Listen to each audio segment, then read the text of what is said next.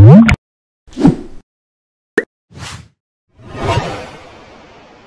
健小学堂，他们正在讨论入侵人体的方法。志刚，请说。老师，小杰子趴在桌上没念。小杰，你怎么了？我喉咙不舒服。好，那我打给你妈妈，让她来接你。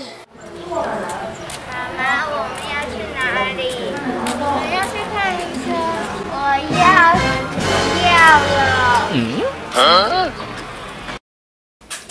请坐。请问他有什么症状呢？他没有什么活力，而且四肢也无力。好的，让我来帮他看一下。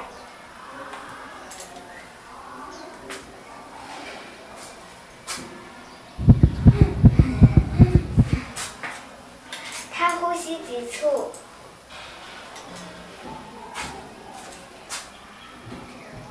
39度，他发烧了。请把口罩拿下来，我要帮你检查喉咙。他喉咙红肿，嘴巴破皮，手脚还长满了水泡。他得了肠病毒。什么？不用担心，回家多休息，戴好口罩，勤洗手，不要去学校。我知道了，谢谢医生。